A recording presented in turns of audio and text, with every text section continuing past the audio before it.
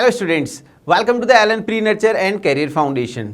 आज आप लोगों का एनएमटीसी स्टेज 2 एग्जाम हुआ और आशा करते हैं ये एग्जाम आपका बहुत अच्छा रहा होगा। इस वीडियो में हम लेकर आए हैं आपके लिए जूनियर सेगमेंट के क्वेश्चन 6 to 8।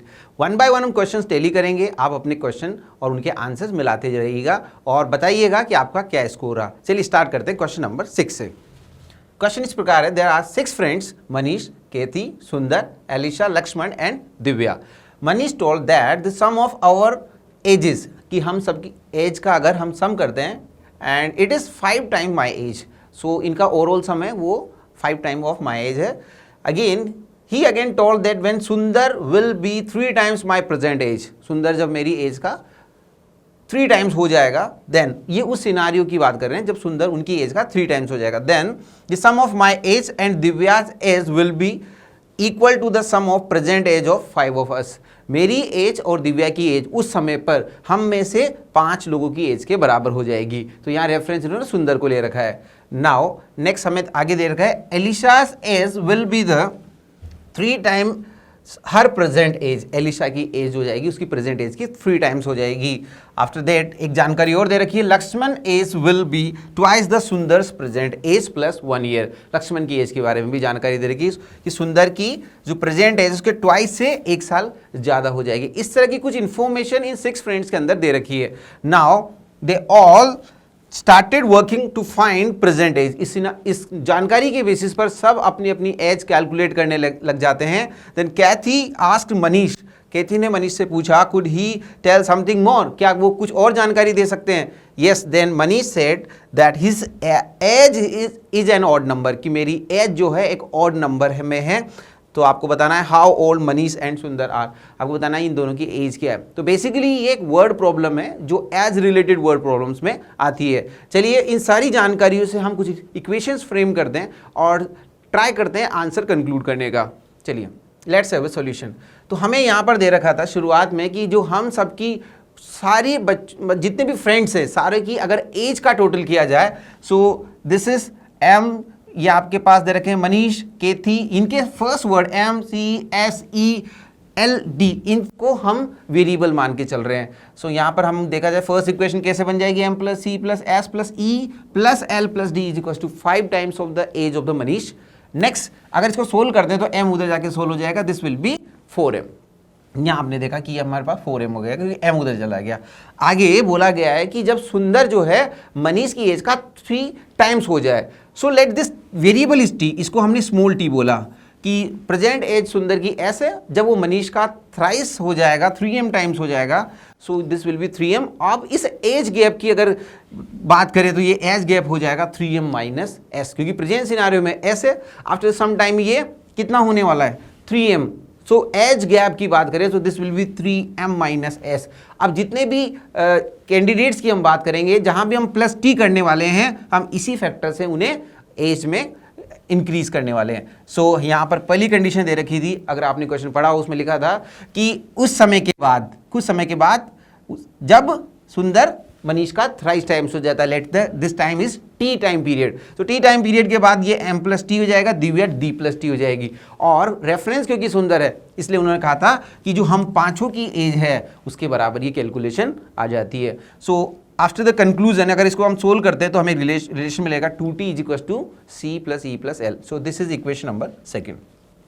अब आपको इन्फॉर्मेशन 1 by 1 कलेक्ट करते जानी है और यहाँ पर ये बेसिकली इक्वेशन सोल्विंग जैसा क्वेश्चन है।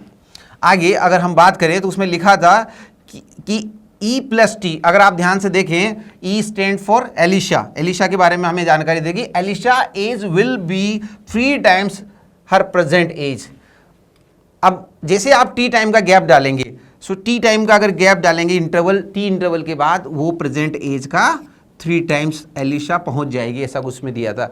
एट द सेम टाइम आपके पास लक्ष्मण के बारे में भी दिया रहा कि लक्ष्मण की जो एज है आफ्टर द टी टाइम ये हो जाएगा 2s प्लस 1, सुंदर की एज के ट्वाइस। लक्ष्मण की बारे में भी यहाँ पे इंफॉर्मेशन दे रखी है कि जो सुंदर की एज का ट्वाइस है प्लस 1 वो वहाँ पे हो जाएगा। इस तरह से हमने देखा कि ये सारी जानकारी और सारी इक्वेशंस यहाँ पर क्लियरली हमने एक्यूमुलेट कर ली है। अब इन सारी इक्वेशंस को सोल्व करने के बाद हम एक रिजल्ट पर जाने वाले हैं। तो इक्वेशन में हमारा प्राइमरी ऑब्जेक्टिव रहेगा CELD को इलिमिनेट करना, क्योंकि ये वो वेरिएबल्स हैं जो हमें नहीं चाहिए। क्वेश्चन की फाइनल डिमांड है कि आप मनीष और सुंदर की एज बता दीजिए। तो हमने ट्राई टू इलिमिनेट CELD। सो कुछ इक्वेशन 1 2 3 4 इन्हीं को आपस में सिंप्लीफाई कर लिया सब्स्टिट्यूशन मेथड के जरिए। तो कुछ कंक्लूजन्स हैं, जैसे E को हमने लिखा, जैसे देखिए E को क्या आया था t/2 एंड t की वैल्यू क्या थी 3m माइनस s बाई 2। इस तरह से ये कंक्लूड कर लिया। उसके ऐसे L की वैल्यू आप कंक्लूड कर सकते हैं, L is 2s plus 1t। अब t की वैल्यू यहाँ से आप पुट कर सकते हैं, सो t की वैल्यू यहाँ से आप पुट कर दीजिए यहाँ पर, और आफ्टर द सिंप्लीफिकेशन ये इस तरह से आ जाएगा। सो हमने फाइनली अगले स्लाइड के अंदर सारे वेरिएबल्स को m और s के फॉर्मेट में निकाल लिया है। सो कंक्लूजन c का ऐसा हो जाएगा, simplification 2t minus e minus l value substitute करते जाएंगे और c का आंसर भी m और s के टर्म में आ जाएगा, और इस तरह से d का आंसर भी s और m के टर्म में आ जाएगा। So after solving these equation एक ही चीज का हमने ध्यान रखा कि either in terms of s और इन टर्म्स ऑफ m हमारा आंसर इन्हीं दो फॉर्मेट में होना चाहिए। सारी कैलकुलेशन के बाद सबके आंसर्स भी निकाल लिए। अब बात करते हैं कि देखिए वो फ्रेंड्स हैं और उनकी एज के बारे में बात करें तो फिजिकल क्वांटिटी है, कभी नेगेटिव नहीं हो सकती, तो हमें सारी क्वांटिटी को जीरो से ज़्यादा ही दिखाना पड़ेगा। सो E should be zero, E should be more than zero, D should be more than zero and C should be more than zero. तमाम चीज़ों को हमें जीरो से ग्रेटर देन ही प्रूव करना पड़ेगा। लाइक जैसे E की वैल्यू हमारे पास निकली थी, अगर आप ध्यान से देखें तो लास्ट स्लाइड में हमने E की वैल्यू क्या निकाली थी, यहाँ से देखिए E is 3m minus s upon 2। अगर इसे मैं मोर देन जीरो करता हूँ, सो आफ्टर द सिंप्लीफिकेशन ये हमें देगा 3m should be greater then s। 3m जो है s से, यानी कि हम बोल सकते हैं कि s 3m से छोटा होना चाहिए। एट द सेम टाइम हमने d की वैल्यू जो निकाली थी उसको भी हमने सोल्व करा। अब देखिए d की वैल्यू यहाँ पर हमने निकाली थी, सो दिस इज l की वैल्यू हमने यहाँ पे निकाल रखी है, ऐसे हमने d की वैल्यू भी निकाली थी यहाँ पर। So s minus 2m should be positive, so यहाँ से हमें पता चला s should be greater than 2m। अब दोनों को अगर कंक्लूड करें, s जो है वो 3m से छोटा और 2m से बड़ा होना चाहिए। कंक्लूजन हमें इस तरह से मिल गया। सो इस तरह के कंक्लूजन्स हमें और भी निकालने हैं। ऐसे सी के लिए कंक्लूजन कि this quantity should be positive, ये क्वांटिटी भी कैसे होनी चाहिए, positive. So this quantity should be positive. इसको हम सोल्व करने जा रहे हैं। सो 15m minus 9s minus 2 should be positive. इसको सोल्व कर लेते हैं। तो यहाँ से हमारे पास कंक्लूजन आया कि s should be lesser than 15m minus 2 upon 9। अब देखिए एक बार के लिए तो आपने बोला था कि s जो है 2m से बड़ा होना चाहिए। अब एक इक्वेशन और आ गई कि s इस वैल्यू से छोटा होना चाहिए। दोनों को अगर हम कंबाइन करते हैं और एक रिजल्ट कंक्लूड करने की कोशिश करते हैं तो हमें पता चला कि ये s जो है 2m इससे तो बड़ा और इससे छोटा है। After the simplification multiply by 9 both side हमने सिंप्लीफाई किया। सो m जो है एक नेगेटिव वैल्यू की ओर इंडिकेट कर रहा है जो कि फिजिबल या पॉसिबल नहीं है। वाई? बिकॉज आप जानते हैं m is the age of Manish और मनीष की एज नेगेटिव तो नहीं हो सकती। सो आई थिंक इस क्वेश्चन का अगर सारा डेटा कंक्लूजन के बाद ये बात निकल के आई है कि अगर आप इस पूरे डेटा में देखें तो कहीं ना कहीं से कुछ तो कुछ एरर है। इस डेटा की जो लैंग्वेज या फिर जो डेफिनेशंस हमें सेटिस्फाई कराने को गई है वो बहुत अप्रोप्रिएट नहीं है। सो आंसर इस केस में हम कुछ भी नहीं दे सकते। बहुत the inequality can not hold for any positive. हम इस इनइक्वालिटी को और आगे जो वाली इन दोनों कंबाइंड इनइक्वालिटी को हम सोल्व नहीं कर सकते हैं। आप इस केस में यही कहेंगे there are no possible solution for the given problem. इसका कोई अभी प्रेजेंट सॉल्यूशन तो नहीं है। बेसिकली प्रॉब्लम अच्छी थी बट येस कंक्लूजन तक हम नहीं पहुंच पाए क्योंकि इसके डेटा में कुछ तो टेक्निकल एरर रही है। इस वजह से ये क्वेश्चन, क्योंकि m जो है m नेगेटिव आ रहा है और ये फिजिबल भी नहीं है। सो कंक्लूजन में हमें यही लिख कर आना है, राइट। सो उम्मीद करते हैं ये क्वेश्चन आपने यहाँ से टैली कर लिया होगा। चलिए बढ़ते हैं नेक्स्ट क्वेश्चन की ओर। हमारा अगला क्वेश्चन है क्वेश्चन नंबर 7। ध्यान से देखिए, क्वेश्चन अलजेब्रा से है। Solve the positive integers. आपको इस इक्वेशन को सोल्व करना है। X square minus Y divide by 34x minus Y square is equal to Y upon X provided denominator should not be zero, है ना। तो बड़ा आसान सा प्रॉब्लम है, ऐसा ज़्यादा मुश्किल नहीं आएगी इसमें आपको सोल्व करने में। देखिए सबसे पहले तो आप इसे सिंप्लीफाई करेंगे। सो अगर हम इसे क्रॉस मल्टीप्लाई करते हैं, तो इसका जो सिंप्लीफाइड सॉल्यूशन निकल के आता है ये यहाँ मल्टीप्लाई हो जाएगा, that is X cube minus X Y. ये क्रॉस मल्टीप्लाई हो जाएगा 34x Y minus Y cube. X cube Y cube को एक तरफ ले लीजिए और इस वाले टर्म को उधर ले जाइए। सो एक इक्वेशन, यानी कि हमें एक इक्वेशन इस तरह से मिली कि x प्लस वाई जो कि आपके पास पॉजिटिव इंटीजर्स है, यानी पॉजिटिव इंटीजर की क्यूब का सम 35 इंटू एक्स वाई के बराबर आ रहा है। अब देखिए एक्स और वाई के बारे में, क्योंकि दो इंटीजर्स हैं, हमें इनके बारे में बहुत कुछ नहीं पता, तो अज्यूम करके चलते हैं। Let's say x and Y जो हैं इस फॉर्मेट के हैं कि आपस में उनका जीसीडी हमने डी मान लिया। लेट्स से अगर को प्राइम भी हुए तो SF1 आ जाएगा, है ना। तो हमने उसका डी मान लिया है जीसीडी, और उसके बाद हमने ए और बी जो है आपस में को प्राइम नहीं है ना, तो इस तरह से हमने एक्स और वाई जो है किसी न किसी रेशियो को तो सेटिस्फाई करते ही होंगे, तो हमने इस तरह से उसे अज्यूम कर लिया है। अब जो बातें हमने अज्यूम किया हम उस मेन इक्वेशन में सब्स्टिट्यूट कर दें, यहाँ पर सब्स्टिट्यूट कर दें। सो जो अगली इक्वेशन है कुछ इस तरह की दिखाई देगी, D cube times A cube plus D cube time B cube, जहाँ पर डी क्यूब कॉमन ले लिया गया है, is equal to 35 D square into A B. अगर आप सिंप्लीफाई करें तो डी स्क्वायर से डी क्यूब कट जाएगा, एक डी यहाँ पर बचेगा।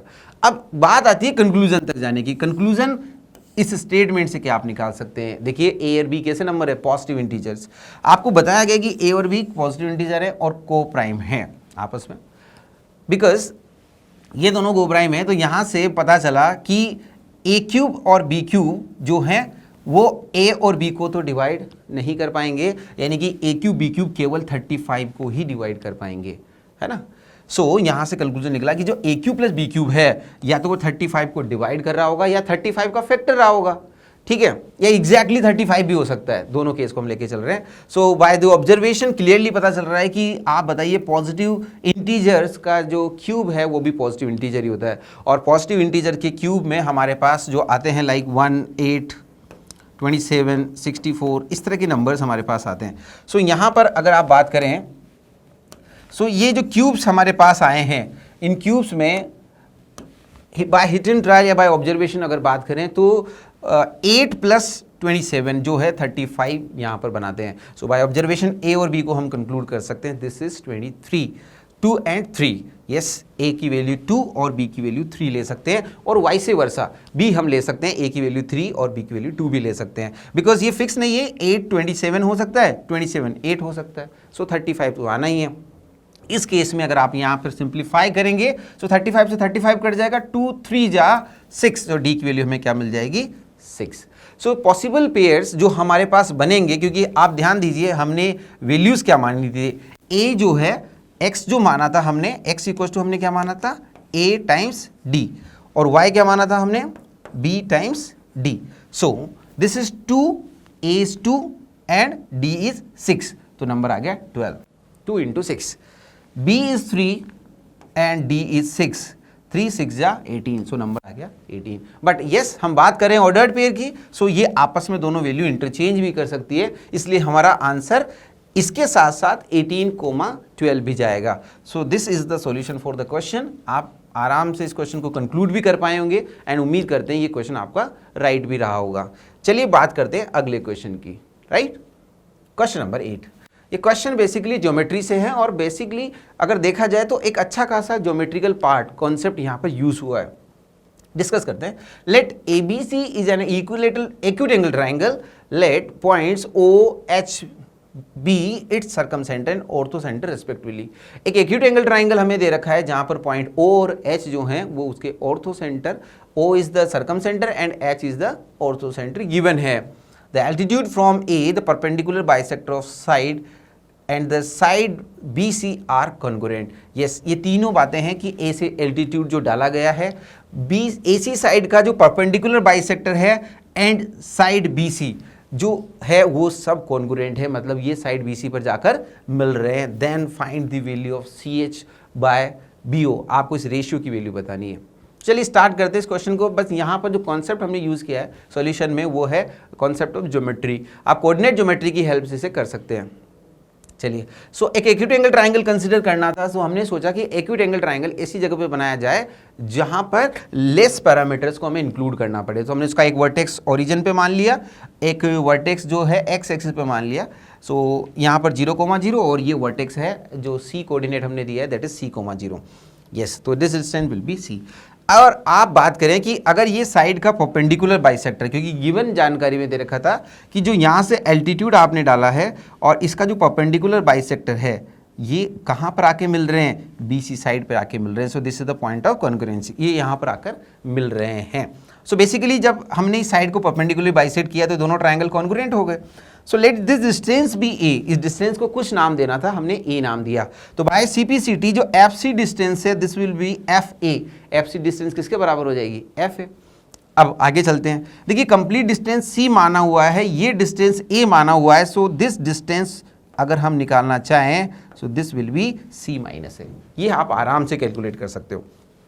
और C माइनस A, और ये जो हाइट है ये A हाइट है, ये A की A हाइट यहाँ चली गई, तो इसके कोऑर्डिनेट हमने आराम से आइडेंटिफाई कर लिए, that is C minus A comma A।